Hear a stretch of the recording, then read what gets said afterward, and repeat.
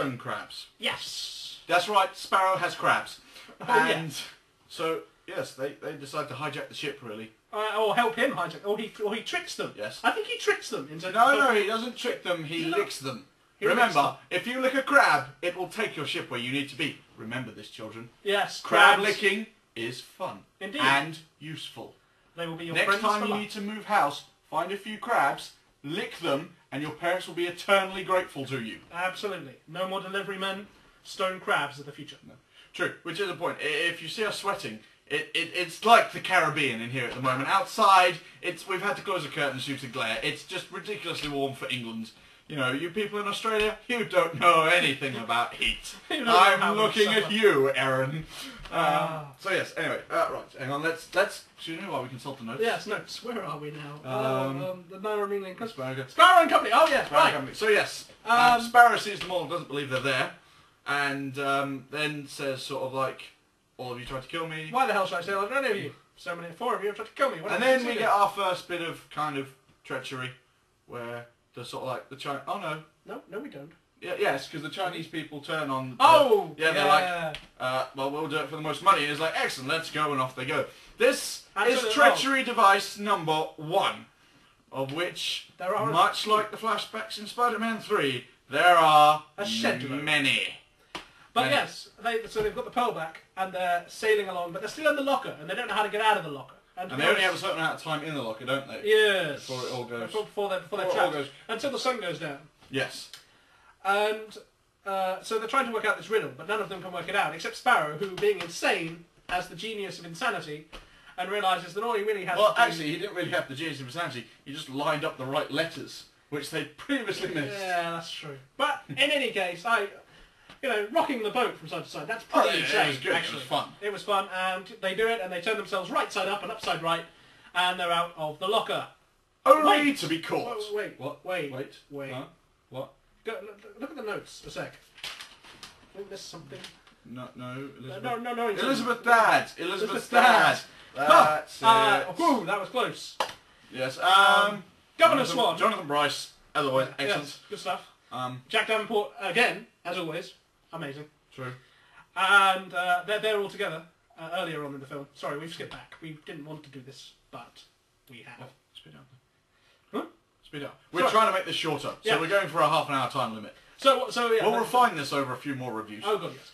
So they're together, and Governor Swan has been asking too many questions. So says Beckett's evil henchman, and so the last shot you see of Swan is of him being rowed towards the Dutchman. And before they break out of the locker by going right side up and upside right, they pass him going along in the locker in his own little boat, and Elizabeth wants him to get on the crew, but he can't because he's dead, and he says he'll say hello to his mother, and it's a superb piece of acting by Mr. Price and Miss Knightley, I think. Anyway. It was alright, apart from Kira was very shrill and no, and you were like, oh, my irritant surround sound! But let's face it, you would be that shrill. I'd be that shrill. I think if you could ever be that shrill, you wouldn't be the man I've known to love. That's true, yes. Oh. That was for you, Nissa. Okay.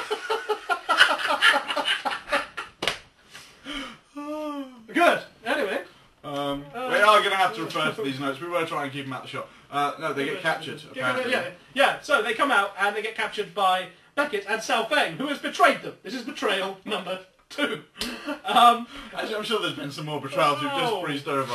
You know, it's a 3-hour film, for Christ's sake. And so they sort of don't really fight it because they can't win, because it's the Dutchman, Beckett's flagship, which we don't really can't. It's either I think it's the Destroyer or the Interceptor, but we can't remember that well. But anyway, I think it's a Destroyer more than anything else. So they turn up and they can't fight, and so Sao Feng says, yes, I'll get the Black Pearl, and your little dog too, or something. So I would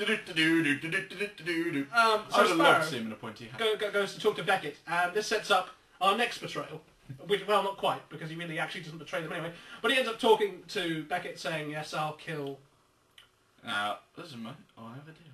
Yes, he does that whole Sparrow thing he does. He makes a nice deal, and then, in order to help the Pearl escape and things, manages to demast them in escaping from Beckett's with a ship. funky cannon pulley system that's really quite awesome and very practical. Yes, at which point, Kira gets fat. That's right. I mean, sorry, Fat gets Kira. Oh, yes. Yes. It's the moment tabloids have been waiting for. And all of a sudden, this Calypso character that's been bandied around in the background before... So, sort of, yes, Tia Dharma, as she's been known since we've met her, is suddenly revealed to be Calypso in mortal form, who got exiled there by Davy Jones. Yes. And the Brethren Court. That's why. I mean, no, have we missed a bit where... I don't know. Oh, yes, I think we may have put it in wrong. But basically, the East India Trading Company have gone on to Davy Jones's ship. Oh, yeah. And have put big cannons to his heart, literally. And lots of guards, and a whole platoon and of lots guards. of guards. And Norrington as well. Yes. And Beckett's henchmen, to keep an eye on. To make sure Jones. that the Dutchman does what they're bloody well told to do when they're bloody well told to do it. As opposed to killing everyone, which is what they've been doing previously, which doesn't help Beckett because he wants to find out where the Brethren Court is located so he can take down all the pirates. Exactly. But... Moving on. But, so then, Chow Yun-Fat... talks to Kira Calypso, which makes no sense whatsoever. Basically, he thinks it's Calypso. He thinks for what reason, we have no idea. We don't know. I mean, you might have thought he would have been present when they first exiled Calypso to her mortal prison, but no. Well, no, because they said about the generations thing. Oh, yeah, plus they... That's fair enough. Okay. But still, just thinking it happened to be Keira Knightley was just like... Bit out of left field, actually. Yeah, there's probably a deleted scene somewhere that might make sense of it, but so far, so no. So yes, but then he dies! Then he dies because... but not before being a bit freaky and weird and like Jacqueline Phoenix to his sister in Gladiator. Because he did get a bit and you thought she was gonna, you know... hopefully no. Hopefully no. You know. So yeah... So yes, so anyway, and then Kira is made a lord and captain. Because of his dying wish, he has to transfer his power. His power, which is this little trinket. That's one of the 9 pieces of 8. Yes, and the reason they have been captured is because the Flying Dutchman is their gang with their cannons. This is betrayal number 6,394 of the 9 million in this film. To the nearest. I'm serious. What the hell was going on with the plot? It was who betrayed who, for how many times, for what reason, for what purpose, to get at what thing. I mean, for Christ's sake, I know they're pirates. I know they betray each other, but really, was there any need for that? Was there any need whatsoever for that amount of what the fuckness? Probably not. Not at all. No. And where are we now? So yes, the Dutchman takes them prisoner. Yes. And Kira meets Kira meets Bootstrap Bill, who is now so far gone that he's part of the ship and a bit loopy and and he's like a record constantly on repeat. It's really quite sad, actually. Was it sad? I found it sad. I didn't really give a crap about him in the second film, let alone the third one. I thought the second one was a...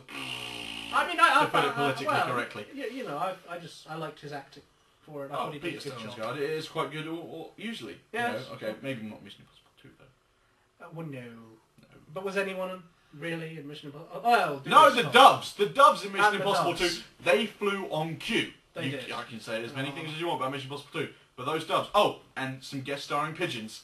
Yes, Spot solid. on in that film. Right.